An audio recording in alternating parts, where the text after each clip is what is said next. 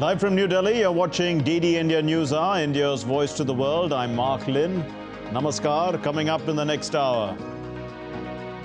The US says Qatar is willing to reconsider providing official sanctuary to Hamas leaders. Qatar continues to lead the negotiation for the release of 200 hostages held by Hamas. The United Nations General Assembly to vote on a resolution calling for humanitarian ceasefire in Gaza and protection of the Palestinian civilian population. The resolution needs a two-thirds majority of those present and voting to pass. The Indian Prime Minister Narendra Modi inaugurates the India Mobile Congress and highlights the incredible strides in mobile and broadband penetration made since 2014. The former Chinese Premier Li Keqiang dies of a heart attack. Chiang is remembered as a moderate voice. He was Premier for 10 years from 2013 to 2023.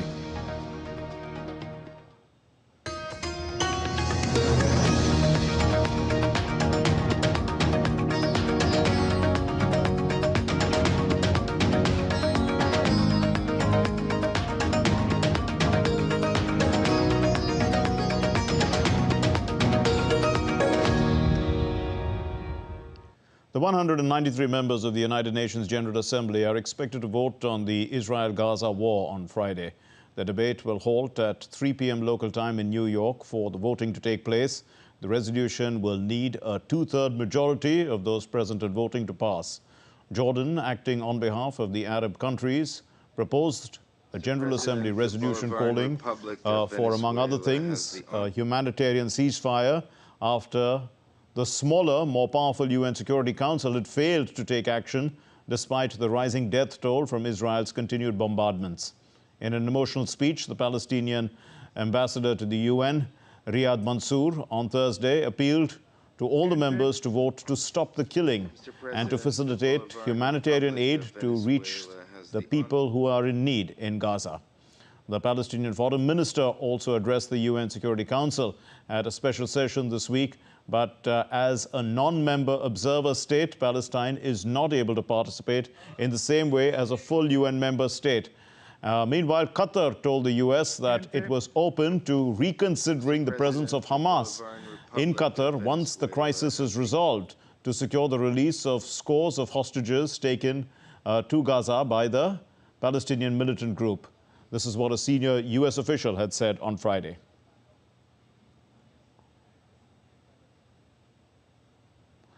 Well, the DD India correspondent Nick Harper talked to us a short while ago from Washington, D.C. He shed some perspective on the crucial UNGA voting that is to take place today. Here's his perspective. This is the second round of sanctions that the US Treasury has imposed in the last few weeks on Hamas and Hamas officials. It's just interesting to run through the list of this because this is a multi-country endeavour from the United States targeting people in a whole range of different nations. So they say that they have imposed sanctions on a Jordanian national who lives in Tehran. They say that that man is a representative of Hamas in Iran. They also say that they're targeting Islamic Revolutionary Guard forces officials who train and assist Hamas militant groups and others within the region. Also an Iran-based commander and companies that are based in Spain, Sudan, and shareholders who are based in Turkey. The United States making it very clear with this that they are going after Hamas and anyone who is representing it or connected with it, irrespective of which country they are in. The United States also really working hard to try and ensure that this conflict does not spread further within the region. That's been something that the US President Joe Biden, his representatives as well, have been speaking about over the last few weeks, warning Iran not to carry out other strikes in other parts of the region, in particular looking towards the Iran-backed militia Hezbollah in southern Lebanon, who've been firing rockets into northern Israel, and also affiliated groups based in Syria. We know that overnight the US carried out airstrikes on a couple of locations in Syria following a number of attacks on US servicemen based in Iraq and Syria during the last few weeks. They say that was carried out with the help of Iran. So trying to target as many people as they can across as many countries. Yeah, well, this UN General Assembly vote, it is the second day of the session. We've still got 100 countries to speak. We only heard from 13 yesterday. It's not off to a good start. They are starting late. After these 100 countries have spoken, we should get to a vote. But it's interesting to bear in mind that this is a non-binding vote. It would just be purely symbolic. And the resolution that they're voting on, they need a 2/3 majority, is calling for an immediate ceasefire, calling for allowing aid in, and calling for the universal condemnation of violence against any civilians, Israeli or Palestinian. Well, the Israeli army conducted targeted raids inside Gaza for the second straight day on Friday as they prepare for the next stage of the war against Hamas. Humanitarian crisis is deepening in Gaza with every passing day because of Israel's imposed complete siege on the enclave. On the other hand, the US has imposed sanctions against the people and organizations linked to Hamas to cut off funding for the Palestinian terror group. Raghav Jha reports. Israeli forces backed by fighter jets and drones carried out a second ground raid into Gaza on Friday and struck targets on the outskirts of the city. Gaza residents said that innocent people are being killed, which is a criminal act, but they won't leave their country in any odd circumstance. This was a criminal act, an act of revenge. This was not a nationalistic act. It was revenge. Israelis are killing innocent people. Thank God. We will not leave. We will not leave our homes. We will not leave our country. On the other hand, Israeli Defense Minister Yoav Gallant said their soldiers are waging a war on the southern front against Hamas and are fully prepared for any development in the north as well. Our goal is to win the war and return the hostages. The maneuver will come, and the day it will happen is not far off. It will happen when the conditions are right in order to strike Hamas organization, and after we complete our task with fire, when this will happen, you will see and understand its power. With every passing day, humanitarian crisis is deepening in Gaza Strip. A UN agency providing aid to Palestinian civilians in besieged Gaza appealed on Friday for more fuel to sustain their aid operations. UN aid officials said that more aid trucks are ready to cross into the Gaza Strip. However, there is still no agreement on fuel supply into the region. We have seen some deliveries of trucks starting. They started on the 21st of October. We have gotten in approximately 74 trucks. We're expecting another 8 or so today. Just to put things in comparison, there were 450 trucks going into Gaza before October 7th. Meanwhile, the US has imposed sanctions against people and organizations linked to Hamas in an effort to cut off funding for the Palestinian terror group. These sanctions include targeting a Hamas official in Iran and members of Iran's Islamic Revolutionary Guard. The new sanctions highlight Iran's role in providing financial, logistical, and operational support to Hamas.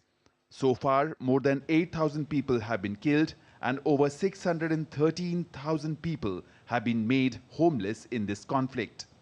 Raghav Kumar Jha reporting for DD India. As the Israel-Gaza conflict rages on, casualties keep rising daily on both sides. More than 8,000 people have already been killed in the last 21 days. Let's look at this report. My life, my heart, I love you. My heart, my heartbeat. A heart-wrenching scene from Gaza. Palestinian lawyer Jihad Kafarna inscribes "My heart, my heartbeat" on his wife's shroud. He lost both his wife and 8-month-old stillborn child in an Israeli strike on Jabalia refugee camp. 3 surviving children, traumatized and injured, were rushed to the hospital where one of them narrated his ordeal. We were sleeping when we were targeted. My mother and father, they were all there. In a Gaza hospital, a pregnant woman miraculously gave birth to a baby girl shortly after being rescued from the rubble following an Israeli airstrike. Tragically, the mother passed away within an hour.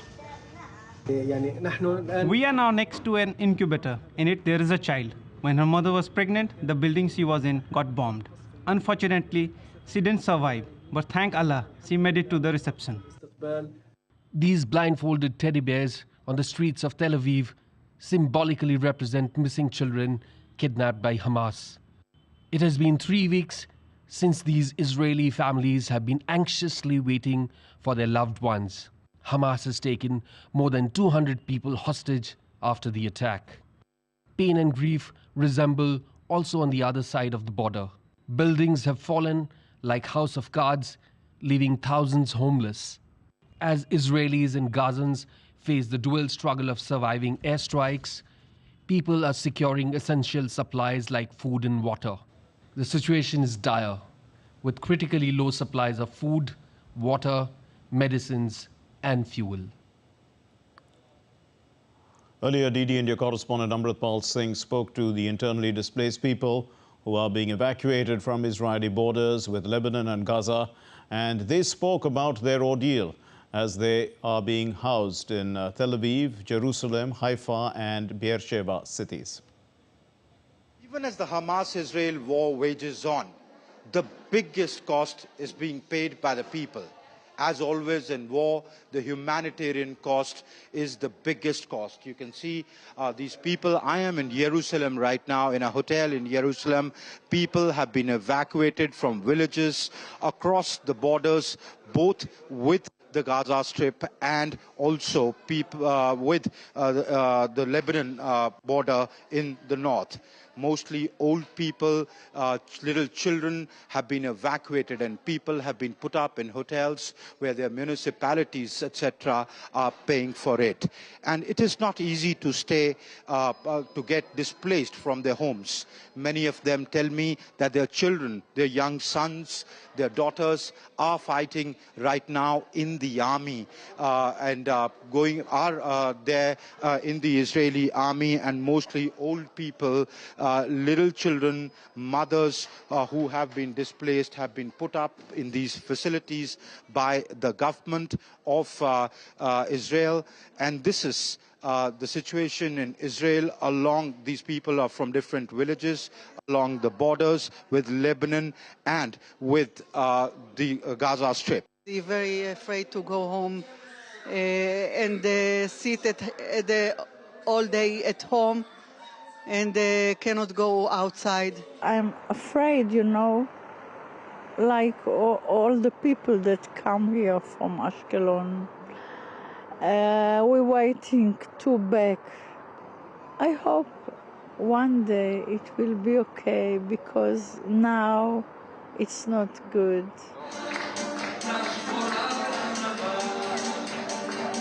In the evening, generally, the local communities get together and organize some singing sessions to amuse these people, to entertain these people in these hard times. With cameraman SP Dubey, this is Amritpal Singh for DD India in Jerusalem. Well, European Union leaders on Friday will discuss migration, the EU economic competitiveness and hold a Euro summit. Tough talks between leaders on Thursday eventually produced a common line on the Israel-Hamas conflict. Meanwhile, the EU leaders have reached an agreement on the Middle East. In a compromise text agreed after hours of discussions, the heads of state and government from the EU's 27 members declared that the EU reiterates the importance of ensuring the protection of all civilians at all times in line with international humanitarian law and deplores all loss of civilian life.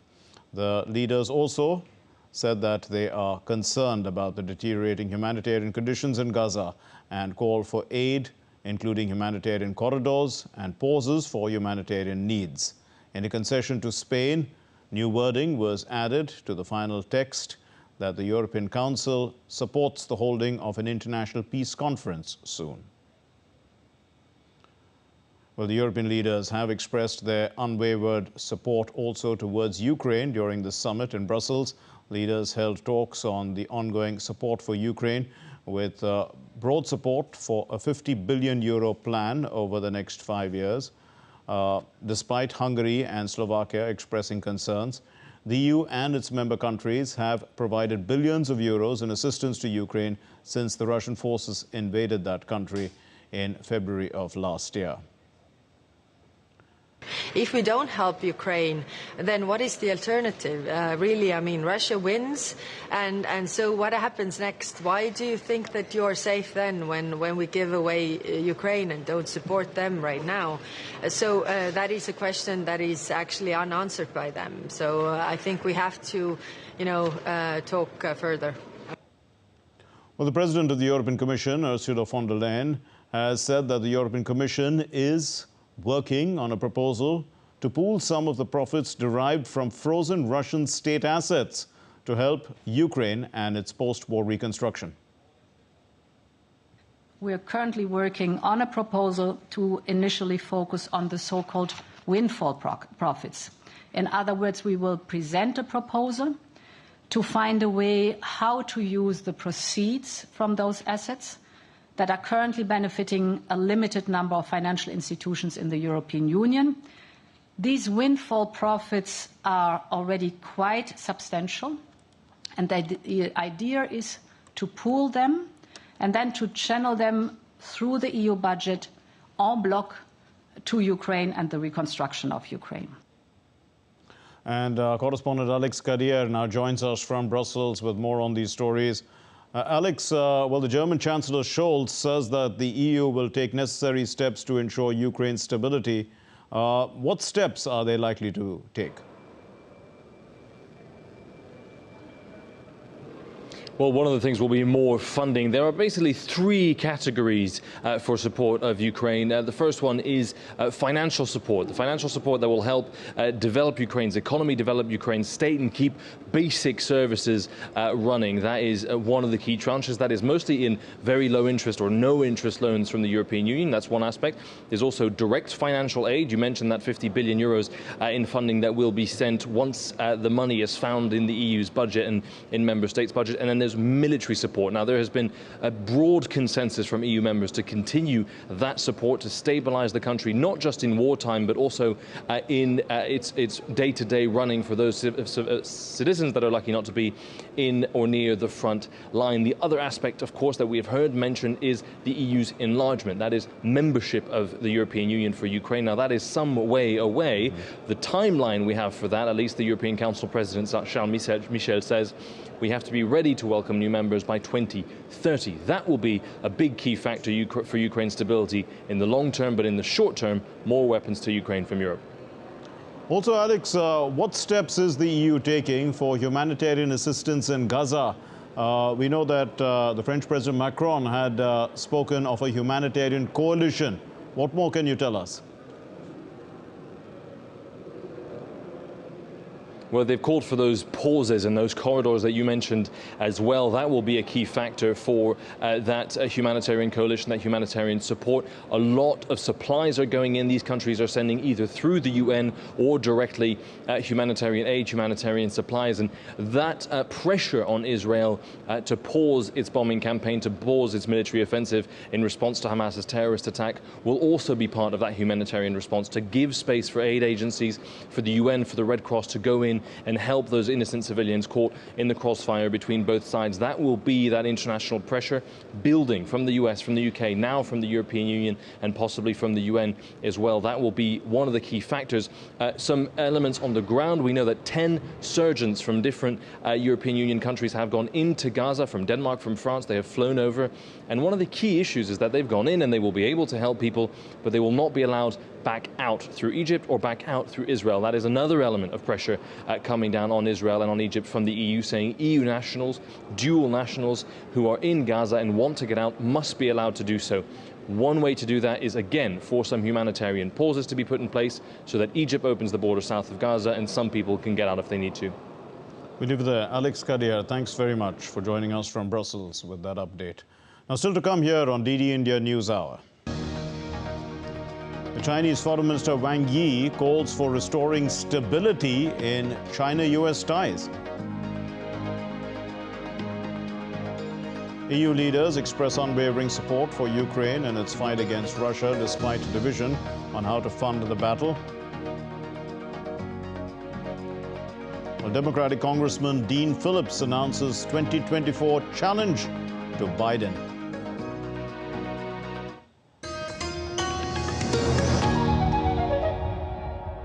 क्या देख रहे हो पापा? तुम कहते हो ना कि स्टॉक मार्केट में बहुत सोच समझकर इन्वेस्ट करना चाहिए। बस थोड़ा सा ज्ञान ले रहा हूं। किससे? हर एक स्टॉक्स एक्सपर्ट है, मस्त एजुकेशनल वीडियोस बनाता है और अच्छी इन्वेस्टमेंट की टिप्स भी देता है। पापा इन वीडियोस पे ना जाएं।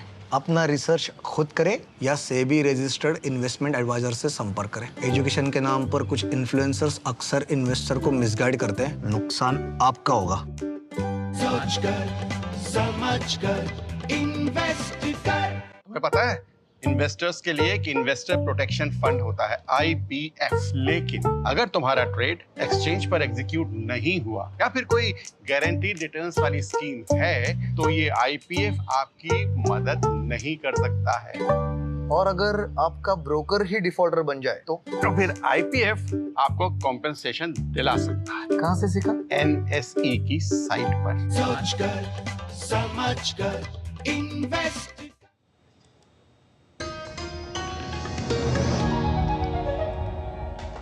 You're watching DD India News Hour. I'm Mark Lin. The U.S. Secretary of State Anthony Blinken hosted the Chinese top diplomat Wang Yi for talks in Washington, and the U.S. officials are keen for Beijing to use its influence with Iran and other countries in the Middle East to help prevent the conflict there from spreading.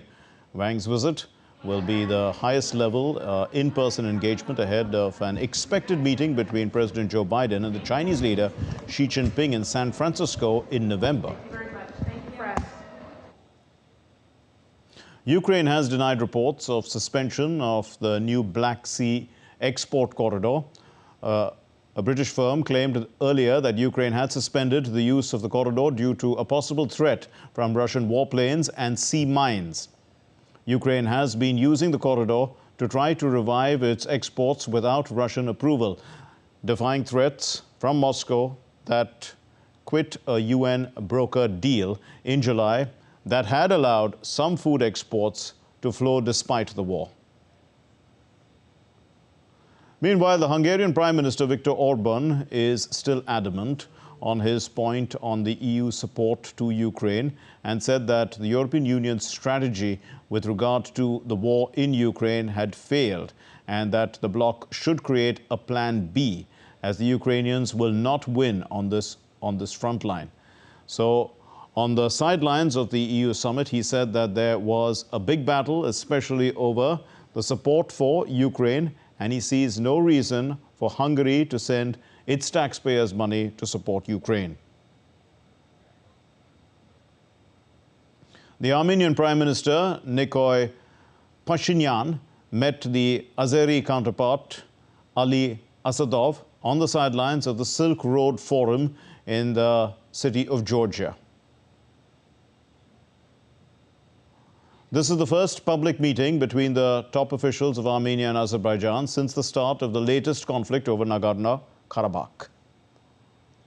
On Thursday, Pashinyan said that Armenia hopes to conclude a peace agreement with Azerbaijan in the coming months and to establish diplomatic relations with it.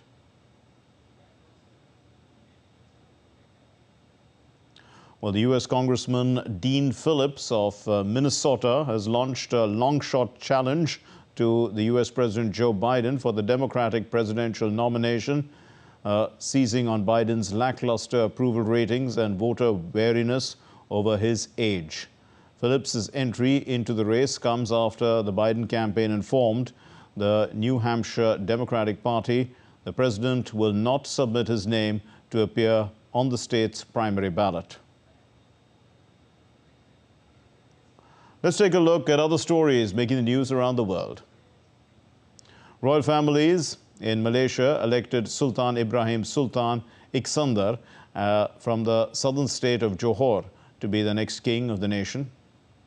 The newly elected King Sultan Ibrahim will take over from the current king Al Sultan Abdullah on January 31, 2024. Visitors enjoyed the spooky decorations, including more than 20,000 jack-o'-lanterns in Tivoli Gardens as Halloween descended on the center of the Danish capital.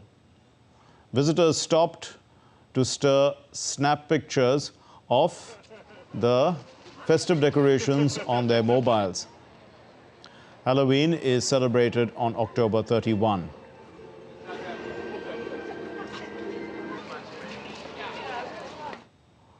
The fear of impending earthquake gripped the residents of small port town of Italy as the government is planning for a possible mass evacuation of tens of thousands of people living around the vast volcanic area known as Campi Flegrei. In the past month, the region has been rattled by over 1,100 earthquakes.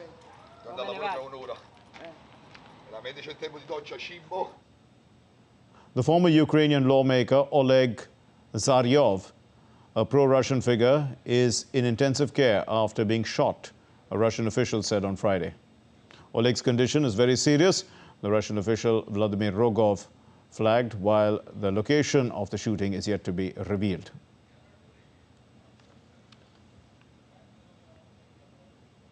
Now, coming up on DD India News Hour, the former Chinese Premier Li Keqiang dies at the age of 86 of a heart attack. The official Chinese media calls it a huge loss for the country. An intense manhunt is being carried out for more than 36 hours for the shooter who has left at least 18 people dead in Maine in the United States. And Indian Prime Minister Narendra Modi inaugurates Asia's largest telecom, media and tech forum. It's called the India Mobile Congress. He did so in Delhi.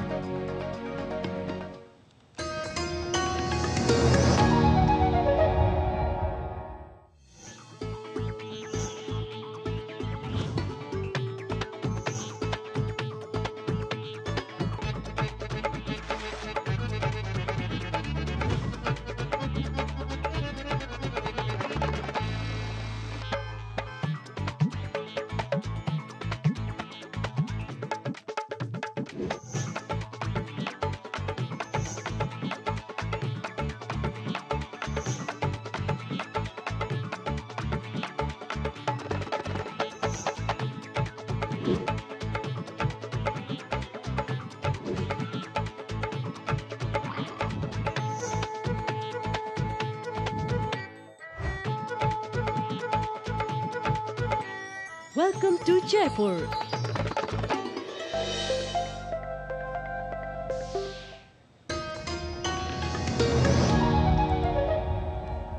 You're watching DD India News Hour. I'm Mark Lynn. Here's a recap of our main stories. The US says that Qatar is willing to reconsider providing official sanctuary to Hamas leaders. Qatar continues to lead negotiation for the release of 200 hostages held by Hamas. The United Nations General Assembly to vote on a resolution calling for humanitarian ceasefire in Gaza and the protection of Palestinian civilian population. The resolution needs a two-thirds majority of those present and voting to pass. Indian Prime Minister Narendra Modi inaugurates the India Mobile Congress and highlights the incredible strides in mobile and broadband penetration made since 2014. The 68-year-old former Chinese Premier Li Keqiang died of a heart attack early on Friday morning. Li Keqiang, while resting in Shanghai in the recent days, experienced a sudden heart attack on the 26th of October, and after all-out efforts to revive him failed, he passed away. He died in Shanghai at 10 minutes past midnight on October 27. The state broadcaster CCTV had reported. The former Chinese Premier and head of the cabinet of China under President Xi Jinping for a decade from March 2013 to March 2023. The elite Peking University-educated economist was once viewed as the top Communist Party leadership contender, but became increasingly sidelined by Xi in recent years. He memorably said that in 2020 that over 600 million people in China had earned less than the equivalent of $140 per month, and that sparked a wider debate on poverty and income inequality in China.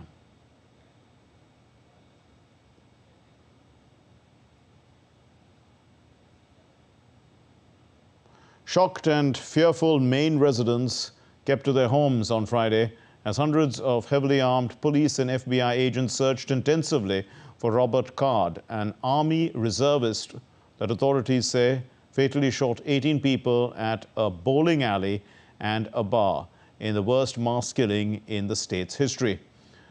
Police in Maine planned to trawl the waters of the Androscoggin River with divers and sonar in their search for Robert Card. Officials ordered tens of thousands of the area residents to shelter in place of their safety and indicated that the manhunt could continue for at least several days. Law enforcement officials assembled at Card's house, surrounded by woods and fields, for more than 2 hours, with the FBI agents issuing orders over a bullhorn, and this is to come out with your hands up, but apparently nobody was inside. Lewiston police also requested the residents to remain in place for safety as the manhunt could continue for a few days, several days is what they said. News from India now. The Prime Minister of India, Narendra Modi, inaugurated the 7th edition of the India Mobile Congress in the national capital, New Delhi. This prestigious event brings together leading figures from the telecommunications industry. It showcases cutting-edge technologies, discusses vital issues, and promotes innovation. India's Prime Minister Narendra Modi on Friday inaugurated the 7th edition of India Mobile Congress at Bharat Mandapam in New Delhi. While speaking on the occasion, PM Modi said India is not only expanding the 5G network in the country, but also laying emphasis on becoming a leader in 6G. हम न सिर्फ भारत में तेजी से 5G का विस्तार कर रहे हैं, बल्कि 6G के क्षेत्र में भी लीडर बनने की दिशा में बढ़ रहे हैं। मुझे विश्वास है कब 6G में भारत दुनिया को लीड करेगा। Underlying the fast pace of technology, the Prime Minister said the future is here and now. एक समय था जब हम फ्यूचर की बात करते थे तो उसका अर्थ अगला दशक या 20-30 साल बाद का समय या फिर अगली शताब्दी होता था। लेकिन आज हर दिन टेक्नोलॉजी में तेजी से होते परिवर्तन के कारण हम कहते हैं the future is here and now. PM Modi also emphasized startups in India and said the country has become one of the top 3 startup ecosystems in the world. 2014 के पहले भारत के पास कुछ 100 स्टार्टअप थे, कुछ हंड्रेड्स, लेकिन अब ये संख्या 1 लाख के आसपास पहुंच गई है। इस पड़ाव पर हमें ये भी याद रखना होगा कि हम कितना दूर आए हैं। Hailing the vision of Prime Minister Modi, industry leader and Bharti Enterprise Chairman Sunil Bharti Mittal said that India's digital public infrastructure is the talk of the town across the world. जहाँ से भी मैं दुनिया में लोगों को मिलता हूँ, सब में एक ही बात है कि इंडिया ने अपने आप को डिजिटली कन्वर्ट कैसे किया। ये डिजिटल पब्लिक इंफ्रास्ट्रक्चर जो है, इसको इंडिया से लिफ्ट करके हम अपनी कंट्रीज़ में कैसे शिफ्ट करें, country after country, whether it is World Bank, United Nations, WTO, Africa Union, European Union, G20, OECD countries, BRICS, एक ही नारा लग रहा है हर जगह, digital infrastructure that India has built can accelerate the world economy, especially in those countries which have lack of infrastructure. Since its launch, over 700 districts have been covered with 5G connectivity. India has over 3.3 lakhs of 5G-based transceiver stations. 31 million Indian users could upgrade to 5G phones in 2023. During the program, the Prime Minister awarded 100 5G use case labs to educational institutions across the country. India Mobile Congress is Asia's largest telecom, media and technology forum, starting from 27th to 29th October 2023. with the theme Global Digital Innovation. The IMC 2023 aims to strengthen India's position as a developer, manufacturer and exporter of key cutting-edge technologies. The Indian Prime Minister Narendra Modi's visionary PLI scheme has already propelled India into becoming a trusted and a major hub for smartphone manufacturing and exports. The Minister of State for Electronics and Technology and Information Technology, Rajiv Chandrasekhar, in a tweet lauded the scheme, talking about the fact that within just 2.5 years, startup companies will now start making iPhones from India for the domestic and global markets from India. The minister congratulated the Tata team for taking over Wistron operations. The minister thanked Wistron also for their contributions and the great going for Apple in building a global supply chain from India with Indian companies at the helm. The minister reiterated the government's commitment and said that the Ministry of Electronics and Information Technology stands fully in support of the growth of global Indian electronic companies that will in turn support global electronic brands that want to make India their trusted manufacturing and talent partner and to realize the Prime Minister's goal of making India a global electronics powerhouse. Well, we are joined by Mr. Ramakrishna P., who's the CEO of India Mobile Congress. Thank you very much, Mr. Ramakrishna, for joining us. Let's throw light now on the India Mobile Congress. The way I look at it is, looks like a big opportunity for all the stakeholders to build on the digital growth momentum that has already happened. Is that the kind of networking that's taking place? Yes, it is. We are one step on the digital path growth. I think we have many more steps to go on, but IMC is putting up the platform for that. And I think we are able to now see the trend on a trajectory path, which will help the countries to place among the global innovation scale.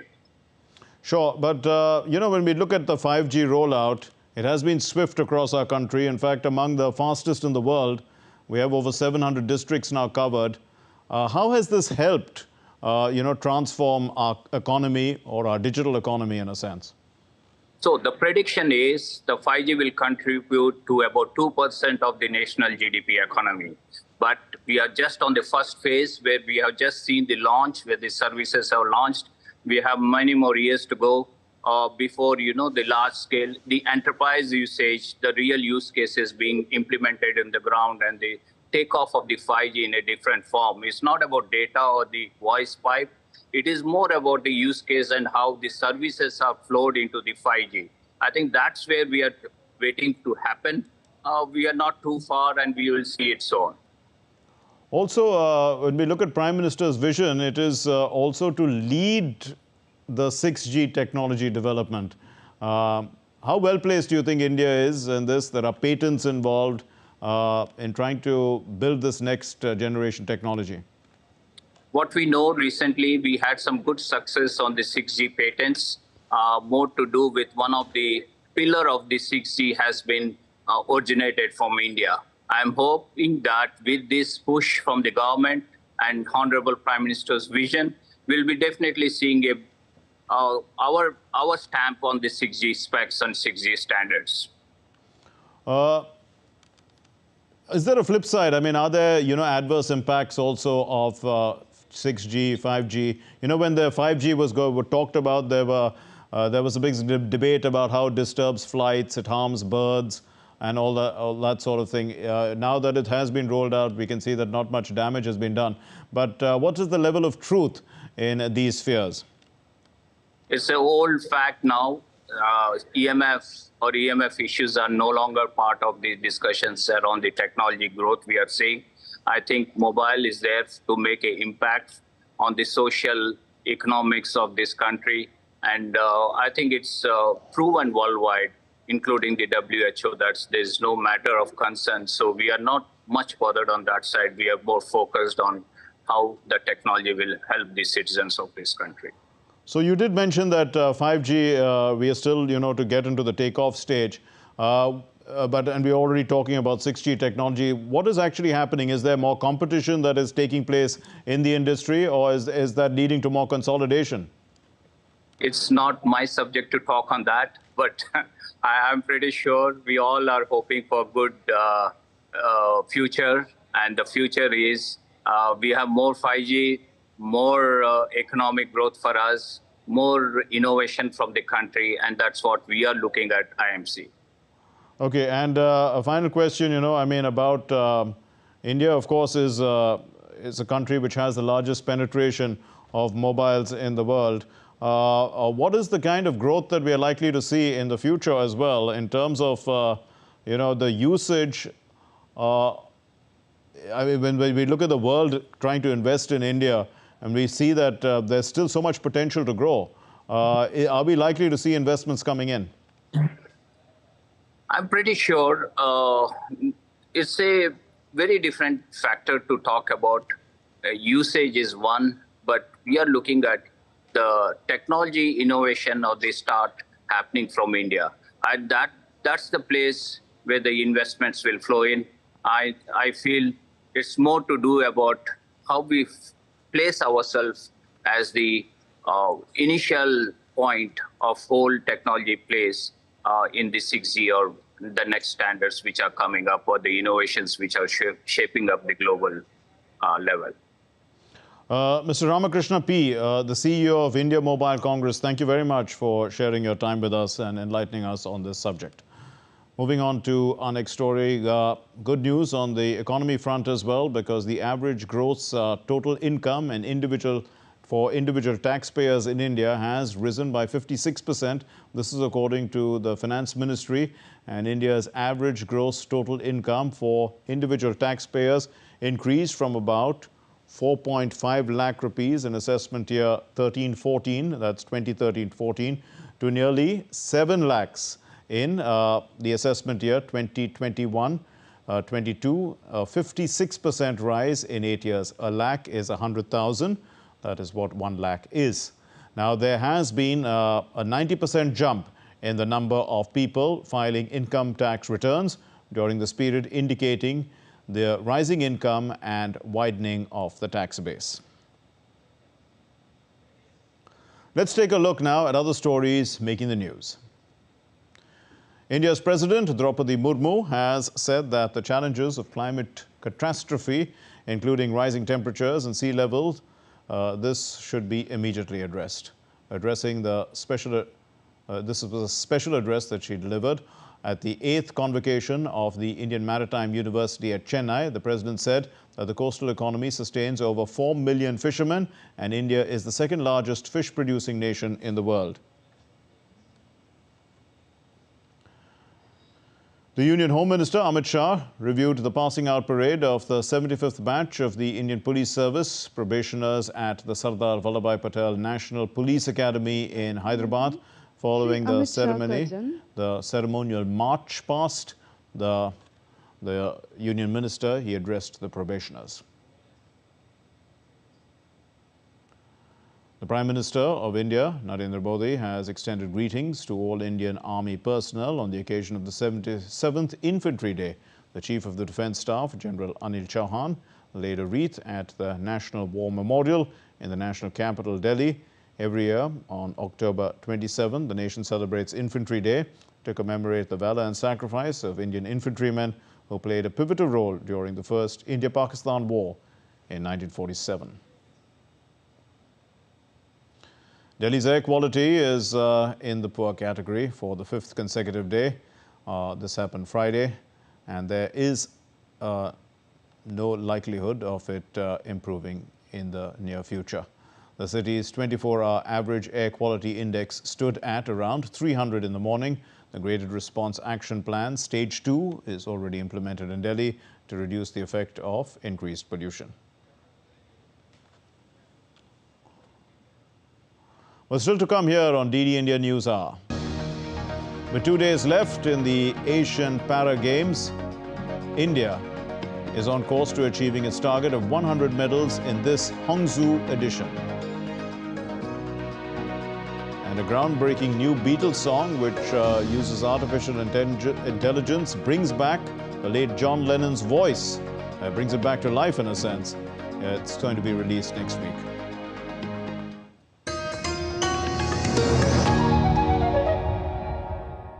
World that never stops, where information shapes our reality. One app stands out, helps you stay ahead of time. Introducing the DD India app, your gateway to a world of news right at your fingertips.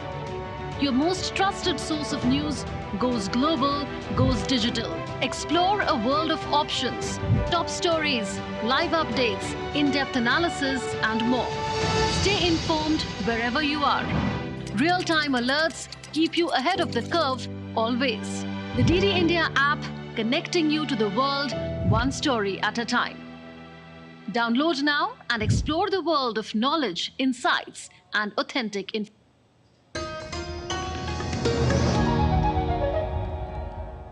You're watching DD India News Hour. I'm Mark Lynn. Talks between General Motors and United Auto Workers went on Friday as they engage in intensive bargaining to try and reach a labor contract deal to end the 6-week-old strike. Earlier, Ford Motor was the first of Detroit's big 3 car manufacturers to negotiate an agreement to settle strikes. They joined 45,000 Detroit 3 auto workers since mid-September. The deal is likely to be setting a pattern for new contracts with GM and Chrysler parent Stellantis. GM and UAW negotiators were reconvening later on Friday after the all-night session with the hope of soon reaching this deal. And the UAW also held lengthy talks Thursday with Stellantis. And the other strike that has been in the news, the Hollywood actors, they've passed a comprehensive counter-offer to the Alliance of Motion Pictures and Television Producers, AMPTP. The SAG-AFTRA Actors Union said in a post on X. Negotiators for SAG-AFTRA and AMPTP, which represents Walt Disney, Netflix and other media companies, they meet again on Friday. That meeting will take place. And the latest counter-offer submitted by the Actors Union on Thursday, it comes after media companies and the union representing the striking U.S. actors returned to the negotiations table. They did so on Tuesday.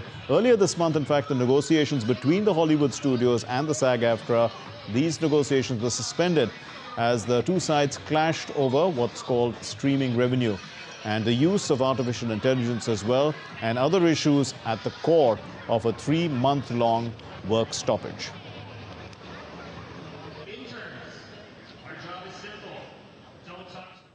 This is DD India News Hour. Time now for the sports news.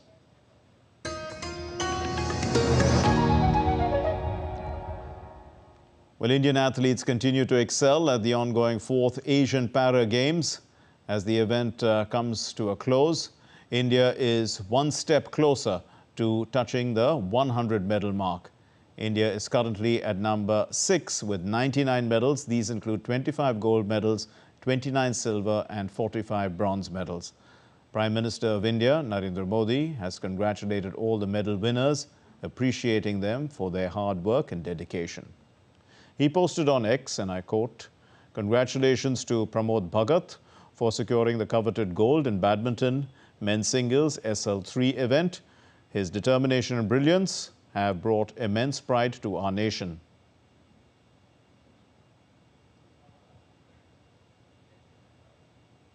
And the ICC Cricket World Cup 2023, South Africa was facing Pakistan at the M.A. Chidambaram Stadium in Chennai. Pakistan had won the toss. They chose to bat, and Pakistan had set a target of 270 runs. They were all out in 46.4 overs. Pakistan's captain Babar Azam and the batting all-rounder Saud Shakil hit 50s. Meanwhile, South African batsman Aiden Markram smashed a 50 as well. And the match was still going on, and South Africa were very close to victory when reports last came in. The National Games are known as India's homespun Olympics. It is a platform that provides various experiences to budding athletes. Fencing is picking up in India, and the fencer Soumya S. is aiming to represent India in the Olympic Games. Suchitra Bharadwaj caught up with her in Goa. Fencer Soumya S. lost against India's first Olympian fencer Bhavani Devi in the sabre final. Representing Kerala, Soumya won a silver medal. This medal means a lot for this 25-year-old fencer. Hailing from a humble background in Tamil Nadu's Kanyakumari district, Soumya's journey was not easy. Her father is a van driver and her mother is a saleswoman in a garment shop. She started playing fencing in 2011. This is the first time she's taking part in the National Games. She trains in Kerala's Sai Center and credits Sai for her success. One day she wants to represent India in the Olympic Games. Sai में आने के बाद कुछ सीखा fencing क्या है कैसे खेलना है 3 साल के बाद में मुझे एक स्कूल नेशनल इंडिविजुअल मेडल आया खुश था उसके बाद थोड़ा जर्नी अच्छा से चला सर का सपोर्ट फिर साई में टीम का सपोर्ट सबका अच्छा लगा हेल्पिंग भी है सब लोग Soumya's coach is all praises for her. He feels very soon she will be part of the Indian team. Soumya is really potential fencer. We are looking that she will soon be in the Indian squad to represent India in the various tournaments. She has already represented India in the junior and under 23 category many times. She is a Commonwealth gold medalist at the junior category. Now she is started to come up in the senior level as well, and we are seeing that she is having a very high potential to be a good fencer. Prime Minister Modi called the National Games a strong launchpad for the athletes. Soumya has just won her first medal in the National Games and she is all set to achieve bigger goals in life. Well, a groundbreaking new Beatles song employing artificial intelligence to bring back John Lennon's voice, the late John Lennon, back to life, is set to be released next week. It's titled Now and Then. The track includes the contributions of the surviving Beatles stars, who are McCartney and Ringo Starr, and also the other late Beatles star George Harrison, who's also no more. But the composition, it dates back to the late 1970s. It was completed using AI technology after being featured in Peter Jackson's recent Beatles documentary series. The track will be globally launched on November the 2nd.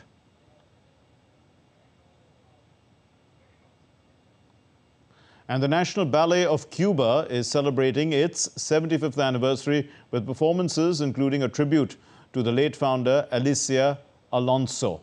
The National Ballet of Cuba and its associated school, they performed a number of dance stars who have been making waves across the world. The company members rehearsed without air conditioning in the sultry Caribbean heat in the historic aging facilities there, where visually impaired Alonso directed the dancers with the help of trusted artists until her death in 2019 at the age of 98. Now directed by the prima ballerina Vince Valdez, the National Ballet of Cuba and its associated school, they have produced an outsized share of dance stars. These include Carlos Acosta and Jose Manuel Carreño for a small island nation of just 11 million inhabitants.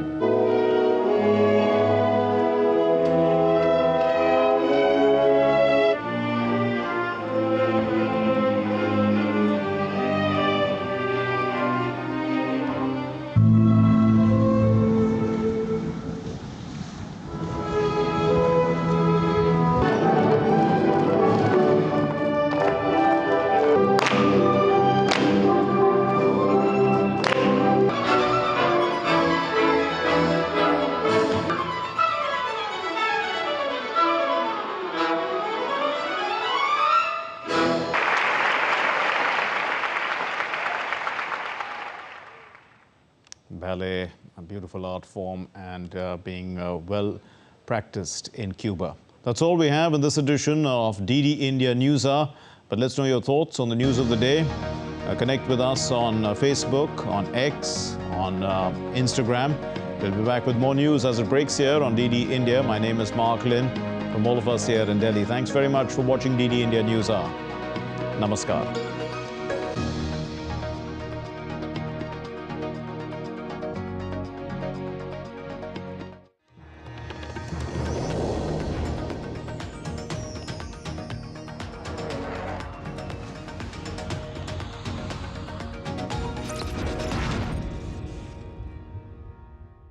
अब क्या देख रहे हो पापा? तुम कहते हो ना कि